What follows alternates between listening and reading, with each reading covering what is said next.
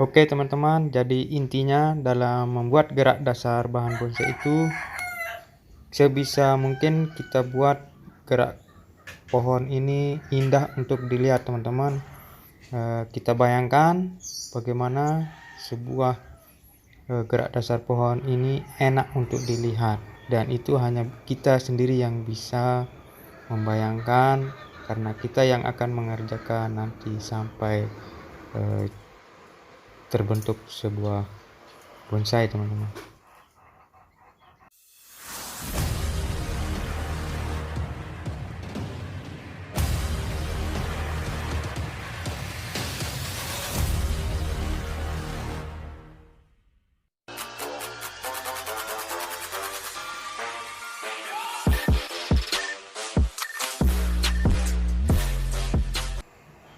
Assalamualaikum warahmatullahi wabarakatuh. Kembali lagi bersama saya Utama Asep Bonsai.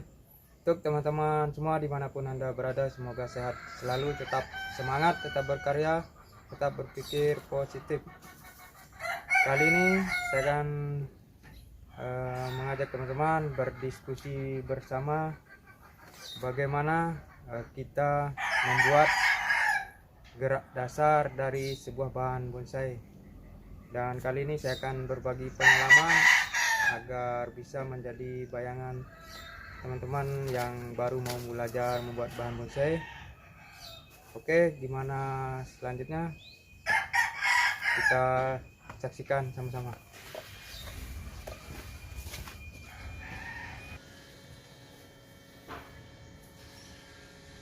Ini untuk bahan-bahan formal teman-teman.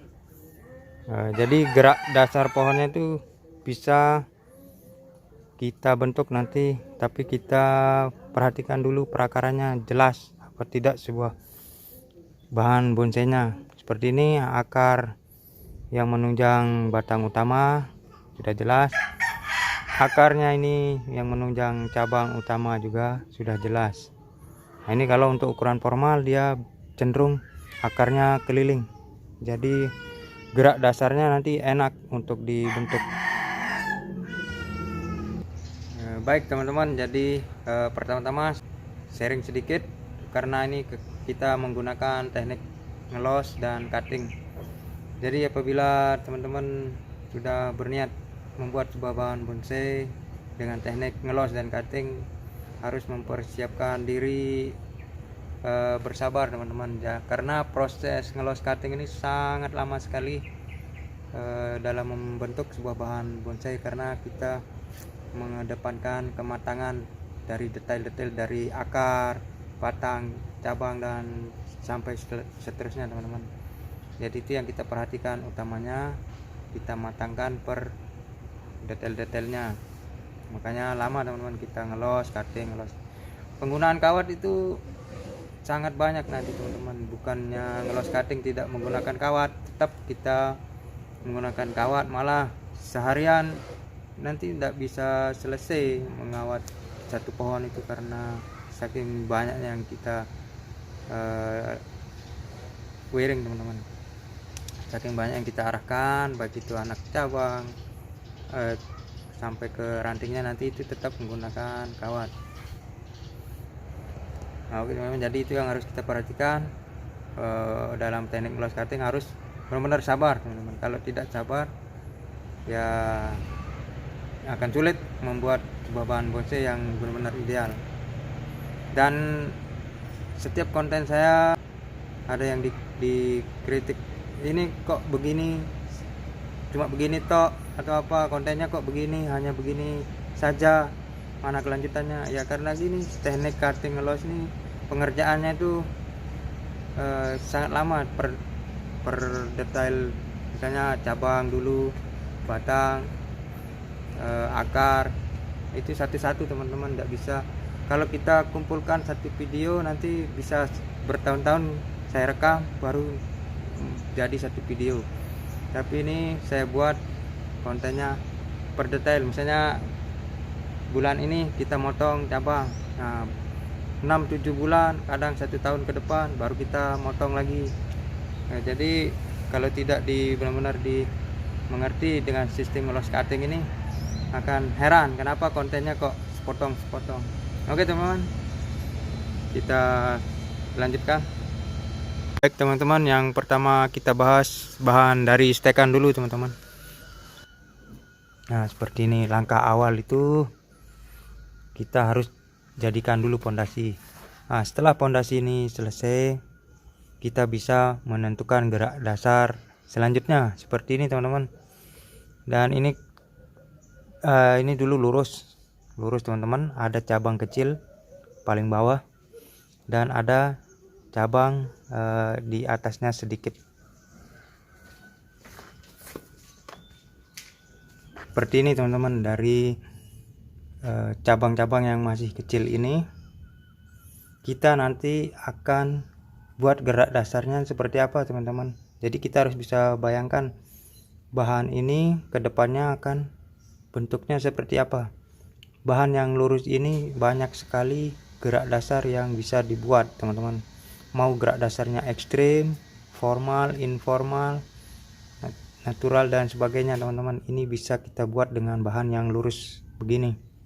Tapi tadi langkah awalnya adalah besarkan dulu akarnya, batangnya, baru nanti kita memikirkan untuk selanjutnya gerak dasar batang teman-teman, kalau mau hasil yang maksimal. Tapi ini untuk gambaran saja. Misalnya ini sudah ada cabang kecil.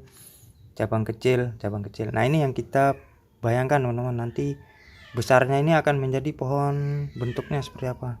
Nah gitu kita harus bisa bayangkan. Setelah kita bisa bayangkan, agar tetap ingat, bisa kita sket di kertas teman-teman.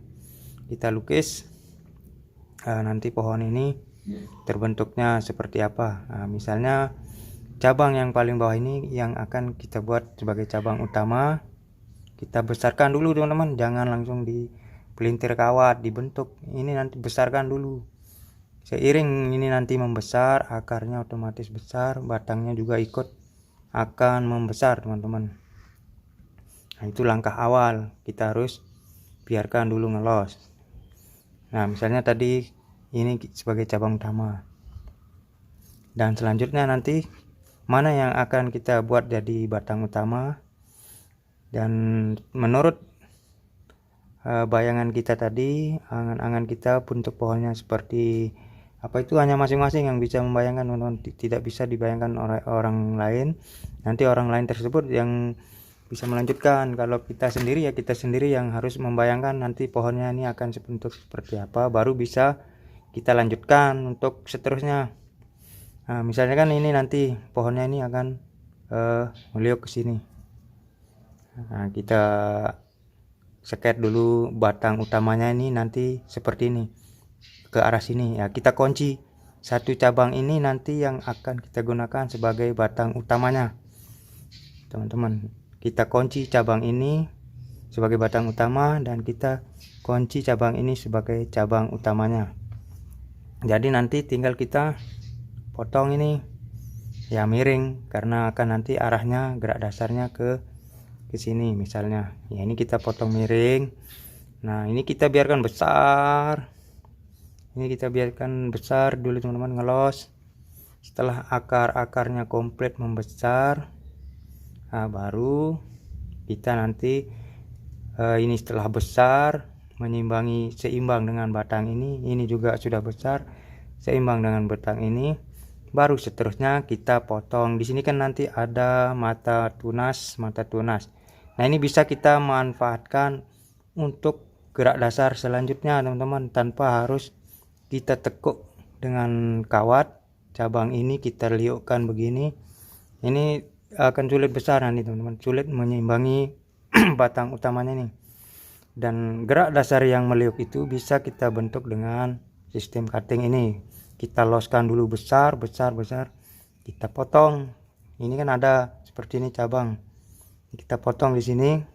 Nanti ini kita los lagi teman-teman, kita los panjang ke atas, pasti dia naik ke atas nih.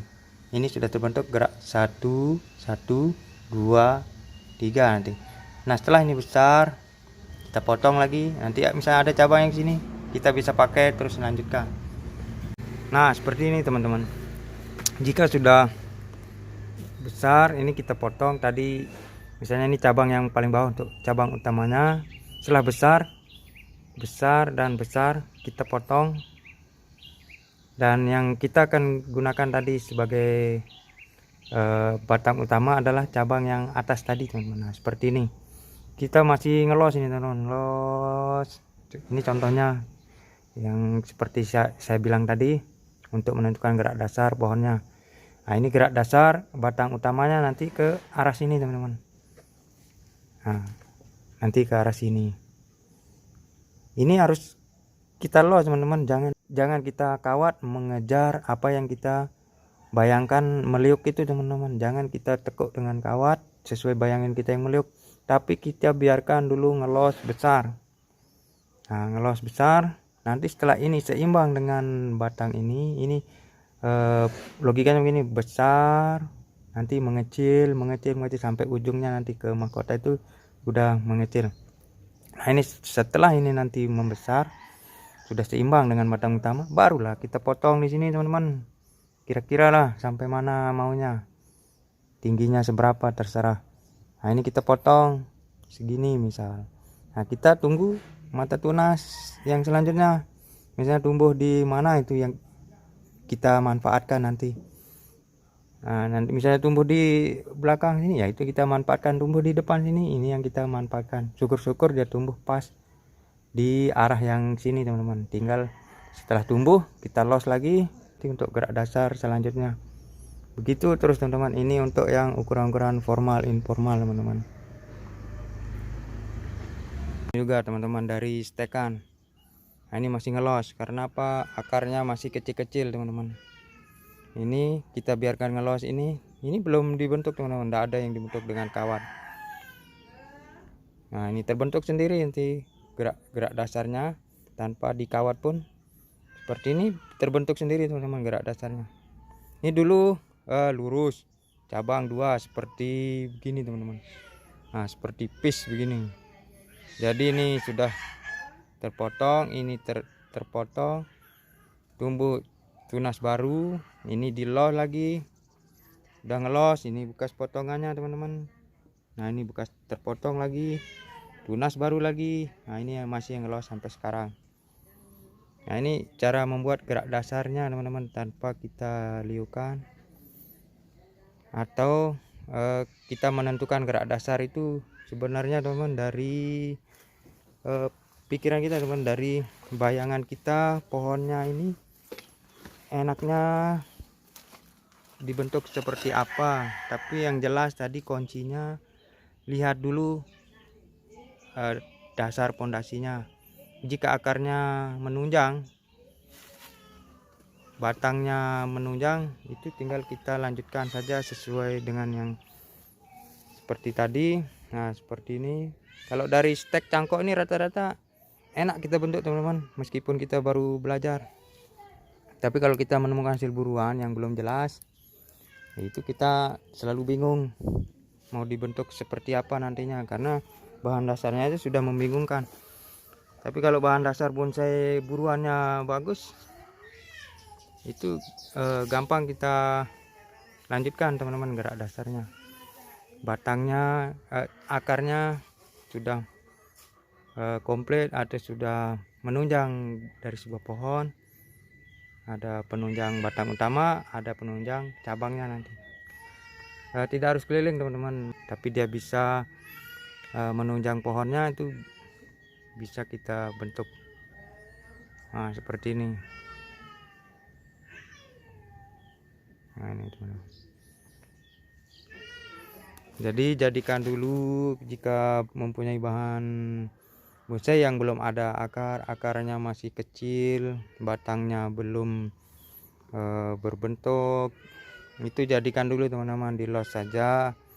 Nanti untuk memikirkan gerak dasar cabang, batang dan sebagainya itu setelah akar pondasi, akar batangnya jadi, baru kita bisa memikirkan yang selanjutnya.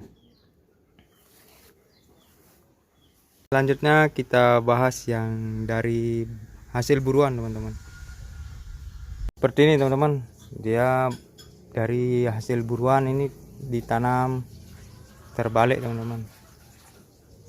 Ini akarnya tidak seperti yang formal melingkar, tapi cuma mengandalkan batangnya yang rebah ini teman-teman. Tapi ini bisa menopang pohonnya teman-teman, dia bisa berdiri tegak dengan batang yang rebah ini teman-teman. Nah seperti ini. Nah ini dari contoh bahan buruan, dan ini sudah terbentuk gerak dasar batangnya dari alam sudah begini. Ini tinggal kita teruskan kalau yang model begini teman-teman. Jadi kita tinggal teruskan saja gerak dasarnya sesuai gerak dasar bawaan alaminya. Ini yang contoh dari buruan. Nah ini dulu hanya sampai di sini teman-teman. Dari alamnya itu ini belum ada, ini belum ada, dan ini belum ada. Nah ini bawaan alaminya cuma sampai di sini. Nah ini tinggal dilanjutkan gerak dasarnya itu teman-teman, sesuai dengan gerak dasar bahan alami. Ini tinggal melanjutkan, diliukkan sesuai liukan batang yang sudah ada. Sekian dulu diskusi kita hari ini, semoga bermanfaat. Tetap semangat, tetap berkarya, dan tetap berpikir positif. Assalamualaikum warahmatullahi wabarakatuh.